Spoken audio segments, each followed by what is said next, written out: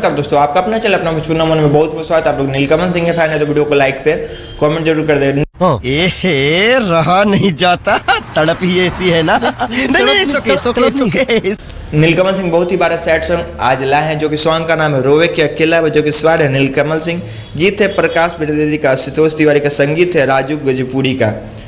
मैं आप लोग को बता दूं सॉन्ग काफ़ी बेहतरीन है, ये आप लोग देखे जाके सॉन्ग को, जो कि काफ़ी बार सैड सॉन्ग नीलकमल सिंह लाए हैं। समझ रहे हो आप? कमल सिंह का ये सॉन्ग रोवे के अकेला आप जाके नीलकमल सिंह ऑफिशियल यूट्यूब चैनल पे देख सकते हैं, जो कि आज ही सुबह में ये रिलीज हुआ है। आई होप आप लोग को वीडियो अच्छा लगे तो लाइक कर दे, चैनल को सब्सक्राइब कर ले ताकि ऐसे अपडेट लाता रहूँ। आप हमसे बात करना चाहते हैं, हमसे जुड़ना चाहते हैं, नीचे डिस्क्रिप्शन में इंस्टाग्राम का लिंक दिया गया, वहाँ से बात कर सकते हैं, जुड़ सकते हैं। मिलते हैं नेक्स्ट वीडियो में, तब तक के लिए धन्यवाद, बाय। खत्म, bye bye, tata, goodbye, गया।